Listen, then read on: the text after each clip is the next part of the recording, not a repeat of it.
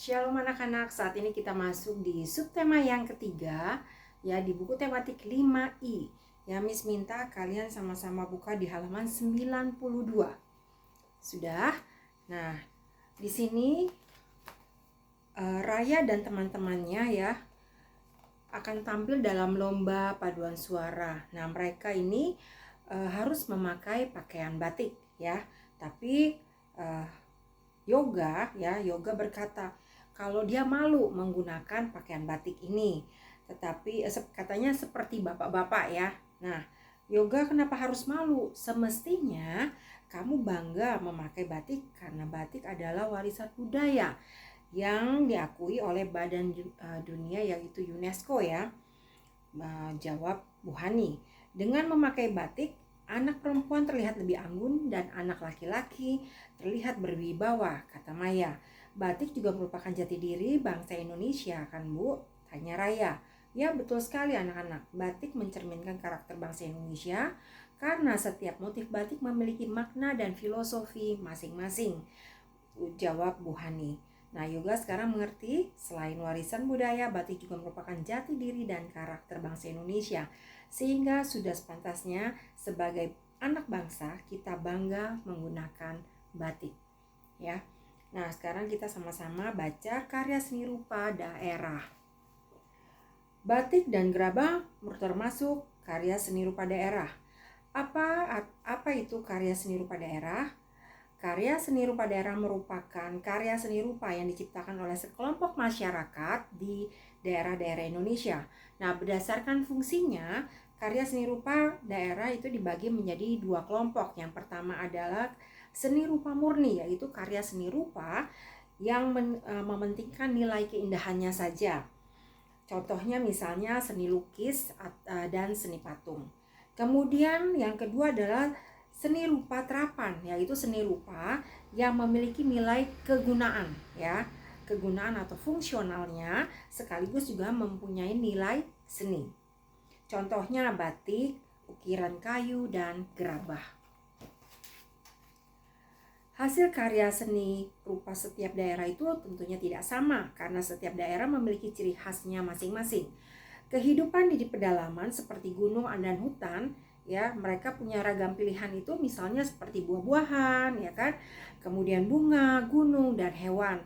Nah, kalau mereka yang tinggal atau bagi masyarakat pesisir pantai, nah mereka menggunakan tema ragam hiasnya itu misalnya bentuknya ikan, ombak, perahu, karang ya.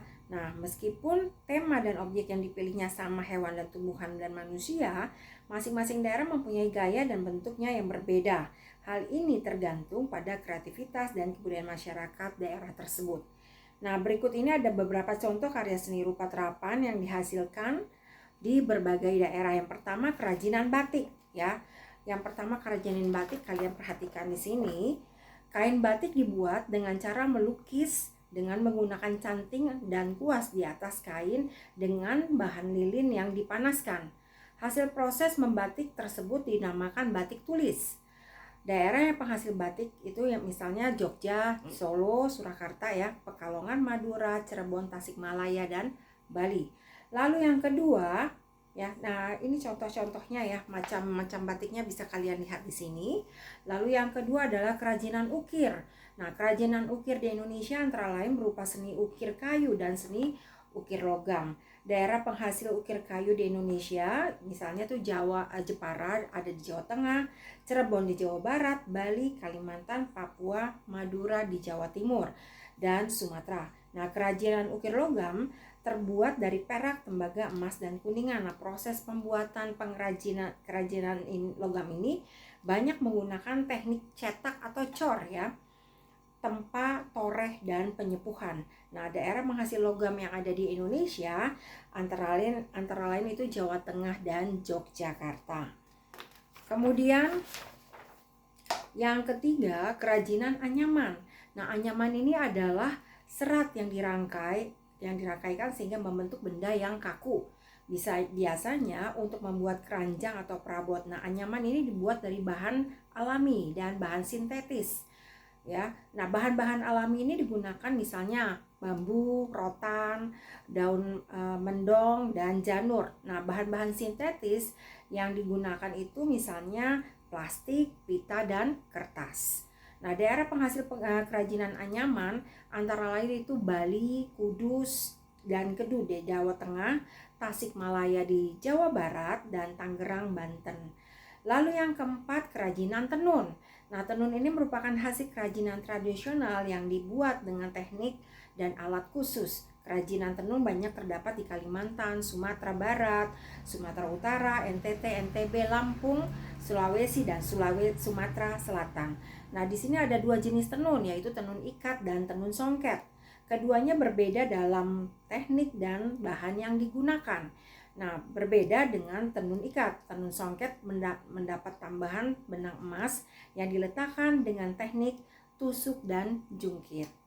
Kemudian yang kelima, kerajinan keramik. Nah, keramik ini merupakan hasil karya seni kerajinan, ya, yang bahan dasarnya itu dari tanah. Nah, hasil kerajinan keramik ini sangat beragam, misalnya vas bunga, kemudian guci, mangkok, cangkir, dan lain-lain ya, masih banyak lagi. Nah, daerah penghasil keramik ini yang terkenal di Indonesia, misalnya tuh Kasongan yang ada di Yogyakarta, serta Sompok dan Mayong di Jepara atau Jepara di Jawa Tengah. Nah, ini contohnya ya, bisa kalian lihat. Ini adalah kerajinan anyaman, sementara ini adalah kerajinan tenun, dan yang ini adalah kerajinan keramik ya. Nah, sekarang yang di bawah pertanyaannya kita jawab sama-sama. Apa yang dimaksud dengan karya seni rupa daerah? Nah, kalian tuliskan. Karya seni rupa daerah itu adalah karya seni rupa yang diciptakan oleh sekelompok masyarakat di daerah-daerah Indonesia ya. Itu yang nomor 1. Kemudian nomor 2, jelaskan perbedaan karya seni rupa murni dan terapan. Nah, kalian tuliskan, karya seni rupa murni itu karya seni yang mementingkan nilai keindahannya saja ya. Sedangkan karya seni rupa terapan dia memiliki nilai fungsi kegunaannya ya, nilai kegunaannya atau fungsionalnya, dan memiliki nilai seninya ya. Nah, itu nomor 2. Lalu nomor 3, mengapa hasil karya seni rupa tiap daerah itu berbeda? Nah, karena setiap daerah itu memiliki ciri khasnya masing-masing. Misalnya nih ya, yang di pedalaman seperti misalnya di gunung, di hutan. Nah, mereka punya ragam hiasnya itu buah-buahan, kemudian bunga, gunung, dan hewan. Sedangkan yang tinggal di daerah pesisir pantai itu objeknya misalnya bisa ikan, ombak, perahu, dan karang ya. Kemudian nomor 4, apa yang dimaksud dengan batik tulis ya? Batik tulis kalian tuliskan dibuat dengan cara melukis dengan menggunakan canting dan kuas di atas kain dengan bahan lilin yang dipanaskan.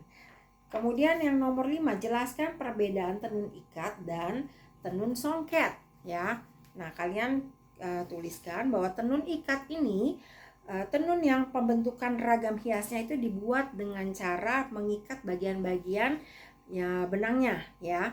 Nah, sedangkan tenun songket itu kain tenun yang dibuat melalui suatu teknik memberikan benang tambahan, yaitu benang emas ya. Nah, kemudian kita buka kembali halaman 116 ya, di halaman 116. Nah, di sini kalian lihat bahwa batik jumputan ya.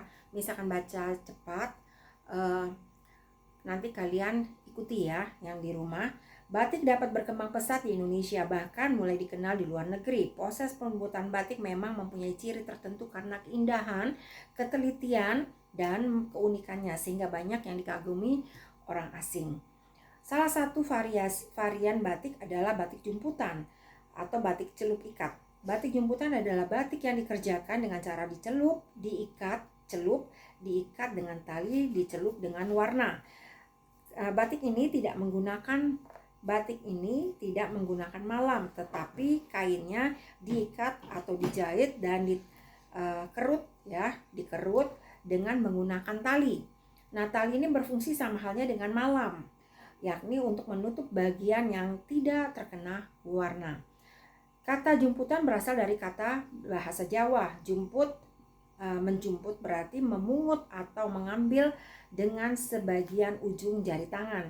Cara pembuatan kain batik jumputan sangat sederhana dan mudah dilakukan karena tidak menggunakan lilin dan canting. Sesuai dengan namanya, batik jumputan dibuat dengan cara menjumput kain yang diisi biji-bijian sesuai dengan motif yang dikehendaki. Selanjutnya mengikat dan terakhir melakukan pencelupan ke dalam pewarna. Meskipun dengan cara sederhana, hasil batik jumputan tidak kalah indah dengan jenis batik yang lain.